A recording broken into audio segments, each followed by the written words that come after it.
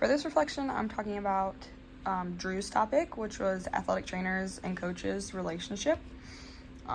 This is something that I have particularly learned, honestly, about in my clinical rotations. It's like, for example, my preceptor at John Carroll, when he started with the football team there, he said he went to the coach and asked, like, how do you want to be communicated with? Like, do you want injury reports? Do you just want me to, like, tell you, like, verbally? Do you want me to shoot you an email, shoot you a text? And the coach said that he would like an injury report.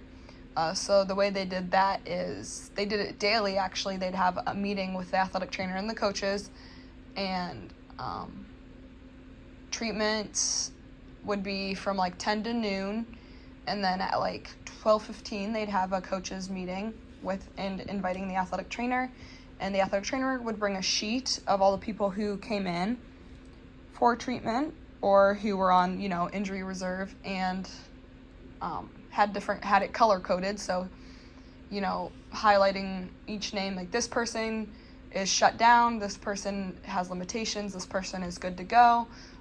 Then with a little note what the injury is, and then a little note next to it, which I thought was it really worked for the football team with how many kids they have and how many coaches they have.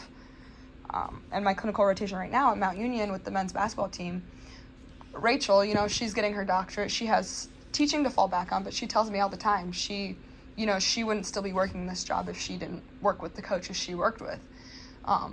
We're with men's basketball and softball, and she says that she thinks she honestly has two of the best coaches on campus just because they're so great to work with. They are easy to communicate with. They trust her. She knows that they'll listen to what she has to say and trust in what she has to say. Another thing that that Drew's presentation kind of talked about is that I think it was a study maybe that he brought up, or an article said something about how that coaches sometimes try to think that they have the ultimate say in if their athletes can participate, and or like they're having their athletes lie about their injuries or avoid going to the athletic training room, or just not even listening to what the athletic trainer has to say.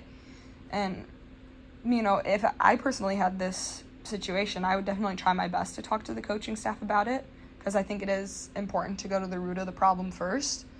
And if that doesn't work, I think I would have to take it to the higher ups, because it's not safe. It can be very harmful to those athletes.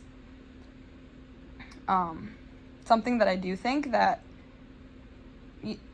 I would hope most people, maybe most people won't agree on, some people won't agree with me on it, but I would assume most people do, is that we do have to earn those coaches' trust and respect, especially as first-time athletic trainers. We're going to have to earn that trust and respect, but I think they also kind of have to earn our trust and respect, that they're not going to blow off what we say and listen to what we say, So something that I think it was Nick brought up is that it's just as important to show them that you are educated and knowledgeable and know what you're doing.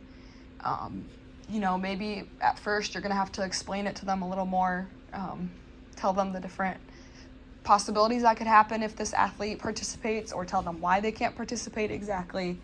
I think that definitely will make a huge difference and build that rapport and good and trusting relationship that you're looking for. I think it goes back to talking about collaboration, right? We mostly talk about the interprofessional relationships, working with other healthcare workers, but I think it's just as important to work in collaboration with your coaches, because they're part of that team too, really. Like, it's, if you're at a college, you have all your different athletic trainers, right? You have team physicians, and then I think the coaching staff is just as important, because they're, especially for us as first-time athletic trainers, coming into this school or coming into this sport, some of these athletes have been working with that coach for, 3+ years. So they trust their coach. They trust what their coach says. They're not going to trust what you say right away. So I think even that maybe should even be like the first relationship that you build is with those coaches when you get to a new school. So that's basically my thoughts on the topic. It's definitely a relationship that you have to build to earn trust and respect, but it's definitely worth it. It's not something you should ever brush off.